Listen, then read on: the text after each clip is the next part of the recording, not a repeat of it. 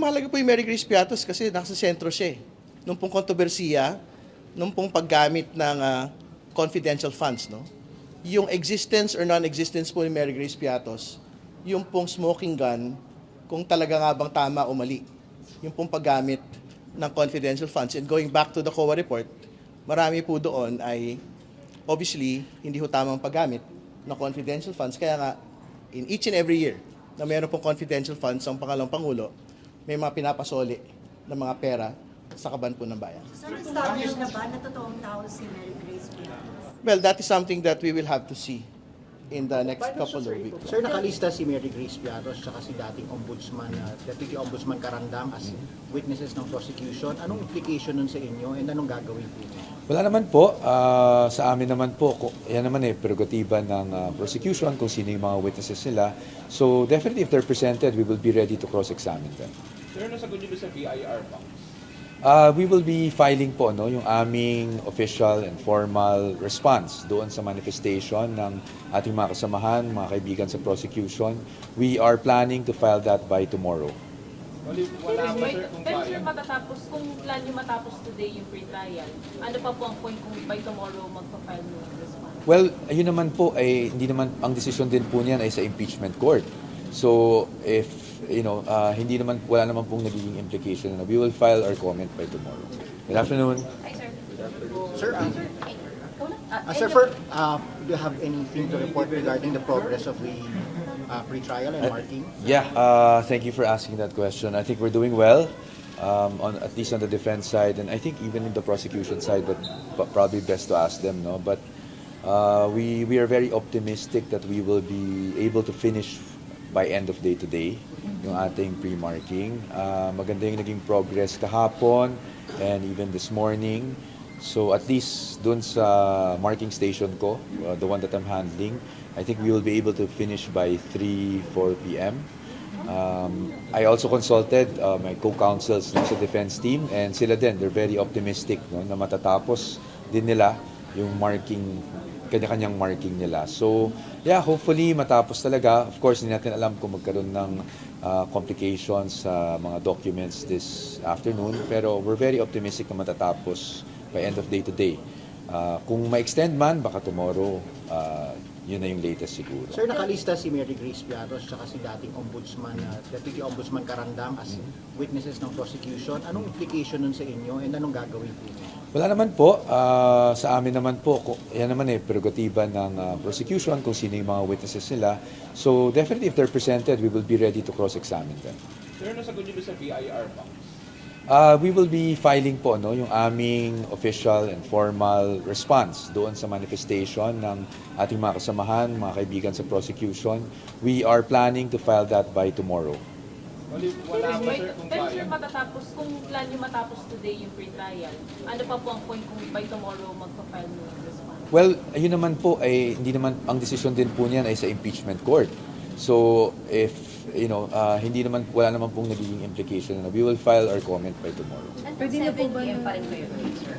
Today, I think yes, but we're hoping na na hindi na kailangan umabot sa ganun. What are the articles left for marking, sir? Both articles are still there, Articles 1 and 2.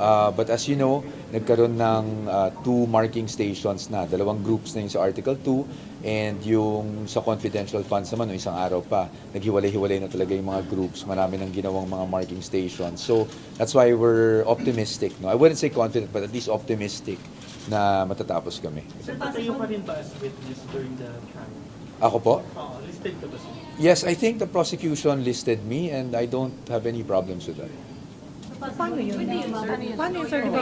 Pwede naman because lalo na kung ang tatanungin naman nila ay matters that are not pertaining to my role as counsel of the Vice President. Wala naman sigurong problema. And if they really wish to call me as a witness, katulad ng ginawa nila sa Committee on Justice, hindi ba? Wala naman tayong problema doon. And then to clarify, sir, the witnesses nila, halimbawa po si Otto Carandang, they can also call that as their witness. Tama po ba? Sino po? Yung defense or cross-examining. We can cross-examine them. We can opt to call them also, but it's a pre-trial brief namin. Wala naman kaming sinama na ganong witnesses. But definitely, when they're called as witnesses for the prosecution, the defense will have the right to cross-examine their witnesses. So, pero sir, si Mary Grace Piatos, wala po sa defense? Wala po sa defense. Ang narinig ko, I think kaninang umaga lang, na banggit daw that part siya ng witnesses ng prosecution. Well, that's the prerogative of the prosecution. And sa amin nga, parati namin sinasabi, once they're presented, they will be subjected to cross-examination on our part. Anong circumstance haharap si VP sa trial, sir? Kung kinakailangan, hindi ko pa masabi sa yung exact circumstance. It will be part of the legal strategy, which obviously we will not disclose. But in case kailangan, that will be upon the advice of counsel, which is the defense. But she's willing, sir, pag kinakailangan. Well, I don't want a soundbite kasi na she's willing because I'm sure that's what everyone's asking for. No? But pag kinakailangan, bakit naman hindi siya haharap, diba? Kasi parati nating sinasabi na hindi humaharap si Vice President. But what we're doing now is pagharap sa mga alegasyon, hindi ba? What you're pushing for is a physical appearance. But the physical appearance, for example, the pre-trial stage, hindi naman siya kailangan talaga nandito. Ano naman ang gagawin niya dito, di ba, kung nandito man siya. So, ang sa atin, kung dumating yung circumstance na kinakailangan niyang humarap, we will be the ones to advise our client na kailangan niyang humarap at doon natin malalaman kung haharap siya o hindi. Sir, Physically. 5 days na yung pre-trial, nakapag-feedback na ba kayo? Nag-usap na kayo ng Vice President sa development dito? Yes, I talk to the Vice President every day, if not several times a day. So after ng pre-trial, sir, ano na yung focus ng preparation ng defense team?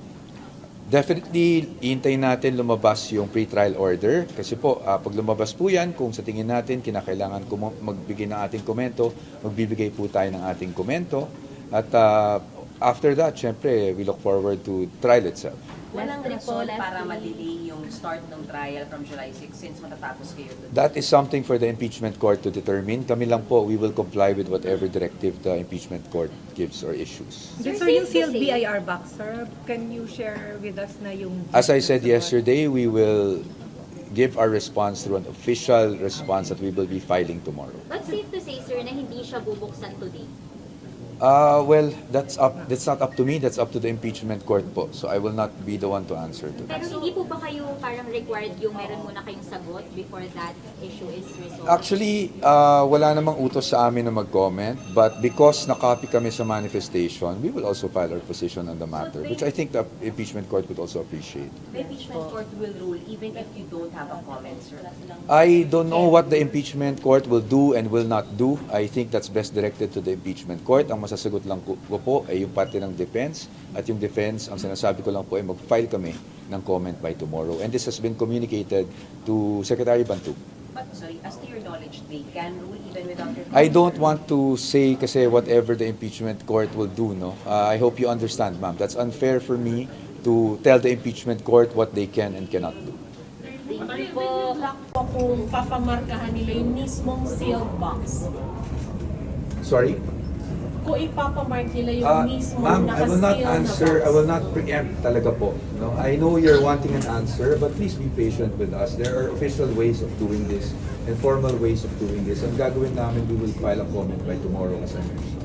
Attorney, may mga nagsasabi na sa House hearings, may mga nagpapakita ng misconduct, pattern of misconduct. Ano po yung sagot ng defense na mapapatunayan yun? Ano pong misconduct sa House hearings? Sa public trust po, betrayal of public trust. Sorry po sir, hindi ko po masyadong maintindihan yung question. Can you rephrase the question so I can answer you? May mga nagsasabi po na sa House hearings, may mga nagpapakita ng pattern of misconduct. Ano po yung... Anong pong House hearings ang tinutukoy natin, sir? Dishonesty and justice. Sa CBP. Well, that's a matter of opinion. That's obviously not our position. So I don't see how that's relevant to the impeachment proceedings as well. Okay. Reporting. Thank you. Natin mukhang matatapos na po. Magandang araw po sa ating lahat. Hopefully matapos po yung marking ngayon pong araw na ito. So, barring any delays, hopefully matapos by 4 or 5. The latest, the end of the day, which is 7 p.m. All articles na yan, sir. Yes, hopefully. So, yung most optimistic po naming assessment, around 4 or 5. Tapos po yung marking today. So walang dahilan, sir, para ma-delay yung umpisa ng trial sa July 6? Tuloy na tuloy po yung July 6, sir? I think naman, even if we have another day tomorrow or up until Saturday, I think the scheduled date of the start of trial will remain fixed at the 6th of July. Sir, paano yun? Magbibigay pa lang ng reply yung defense dun sa BIR box. So, that means, sir, matatapos yung pre-trial conference nang hindi nabubuksan yung BIR box? Well, pwedeng ganun po yung maging situation. Pero I'm quite certain there will be a marking today of the box itself. Pwede ba yung box mismo talaga? The box, no, sealed. I think yun po yung pwedeng I think that is what will happen today. Maybe the box will be marked itself, no? Even if the contents are unknown, sir, you will mark it as an evidence. Ganun po ba? Paano ba, sir? Yes, that's correct. It will be marked. The BIR box that was transmitted from the House to the Senate will be marked today. So yun po. So we will see later pagka po dinala lang. But I'm quite certain the prosecution panel will insist that mabuksan po yung box today. If not, and then we will leave it to the court to decide. Pero so far, sir, may sinabi na po ba yung clerk of court about that manifestation? Wala pa. Wala pa po. Pero ibababa daw and i-mark yung box. I think that is our expectation. That is what we will insist on. That the box be marked. Kasi it's our evidence. Hindi ba? Bit-bit ho namin yan from the House going to the Senate. So I think we have every right to mark the box itself. Sir, normal bang pangyayari sa mga court process ng dokumento? Wala pong unusual doon, sir? Wala akong unusual doon kasi object evidence naman ho yun eh. So wala akong problema to mark the thing itself. Pero I don't think we have any doubt that what is contained within the box is actually BIR documents, no? Of tax documents of the Duterte Carpio couple and their businesses. The exact documents that we had subpoenaed from the BIR. Gaano po ka-importanteng maisama ito sa ebidensya niyo, sir, sa process? Well, mahalaga po ito. Katapat po nito yung SALN ng Pangalawang Pangulo from 2007 to 2024. Kasi this will provide a most complete picture of the financial profile of the Vice President. Kasi yun po yung mag-serve as a baseline eh. Noong pong actual po niyang kayamanan. So ibabangga po yung net worth in 2024 at 88.5 million. Doon po sa income net of taxes. Doon po sa kanya pong BIR documents. At ibabangga po ito doon sa mga AMLC reports and bank accounts which will be opened during trial proper. Ano ho benefit na mabuksan siya ngayon versus sa trial proper?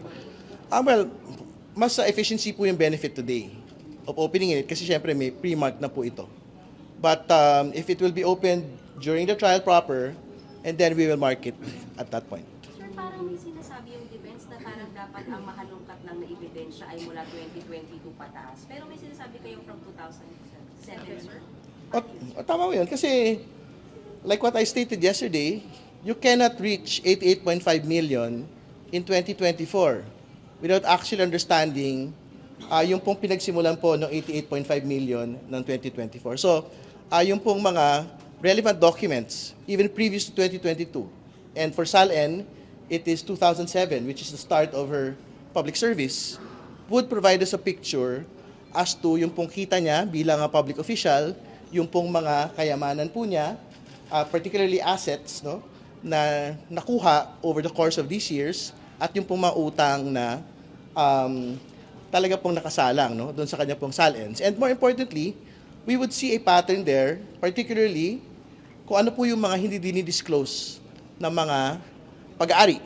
And like what we had previously stated, there are new evidence, no, relating to that. No? So, dalawang two-pronged yung pong impact nito pong mga bagay na ito. So, a look at the financial picture and a look as to whether there are particular line items that had been omitted from the SALN of the Vice President. So, ano yun, as an example, yung cash declarations, and secondly, yung pong firearms declarations na specific to the SALN law, kailangan pong meron disclosure. So what happens if the defense insists yung documents ay 2022 onwards lang po? Well, then they can insist all they want. But that is our evidence. So it is up for the Senate Impeachment Court to appreciate this particular type of evidence that we have. Sir, just as a refresher lang, bakit ba hindi pa siya mabuksan-buksan? As a refresher lang naman.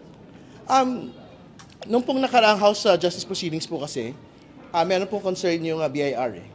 Ang sinasabi ho nila, kailangan daw po this is through a legislative inquiry, and secondly, kailangan po in executive session.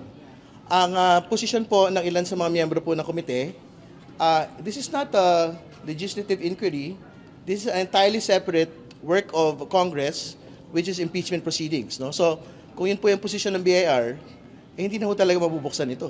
Hindi ba? Pero ang posisyon ho ng iba, the subpoena is on the BIR to actually produce the document. So, ibig sabihin, that particular provision doesn't actually apply to the impeachment proceedings at the House. And logically, when we reach the Senate, it also doesn't apply to the Senate Impeachment Court, which is why talagang panawagan ho namin, buksan po ito. No? Kumbaga, it doesn't need yung pong sinasabing exceptions doon po sa code po ng BIR para mabuksan po ito pong box po na ito. Sapat-sapat na yung pong kapangyarihan ng Senate Impeachment Court para buksan po ito pong BIR box. Sir, si Mary Grace Piatos po, Congressman Chua confirmed then that she's one of your listed witnesses sa pre-trial brief. How important it is po para ma-include si Mary Grace Piatos doon sa mga listahan ng testigo ng prosecution? Well, mahalaga po yung Mary Grace Piatos kasi nasa sentro siya eh. Nung pong kontrobersiya, nung pong paggamit ng confidential funds, no? Yung existence or non-existence po ni Mary Grace Piatos, yung pong smoking gun, kung talaga nga bang tama o mali. Yung pong paggamit ng confidential funds. And going back to the COA report, marami po doon ay obviously hindi ho tamang paggamit ng confidential funds. Kaya nga, in each and every year na mayroon pong confidential funds ang pangalawang Pangulo, may mga pinapasoli ng mga pera sa kaban po ng bayan. Sir, establish na ba na totoong tao si Mary Grace Piatos? Well, that is something that we will have to see in the next couple of weeks. Produce kung sabi ng PSA, wala siyang civil records, etc. Abangan ho natin on how the prosecution will actually undertake this particular aspect of the proceedings. And then si Michael Poe, sir, paano mangyari ito? Kasi you already mentioned, sir, na witness din daw po siya ng prosecution. Well, kasama noon ho talaga siya doon sa very relevant witnesses po on how confidential funds and the entire operations of DepEd and OVP had been undertaken. So, we will subject him to the witness stand, hindi ba? And allow din naman ho to cross-examine yung pong defense, no? Pagka sinalang po siya. And sinabi naman din po niya na for as long as it is within yung pong kanya pong trabaho sa OVP tsaka sa DepEd, tingin ko wala naman ho siyang pagtutol sa bagay na yan at ginagalang po namin. Yung pong, kasi yung investigation niya mainly on former President Duterte. How about anong relevance niya on the Vice President? Well, on other matters na hindi pa ho fully disclosed, siguro we have to wait for the pre-trial proceedings to end, no? Para ho we can discuss it further. So sir, sa first day ng trial, ano yung tatalakay na pagkasuhan na sir?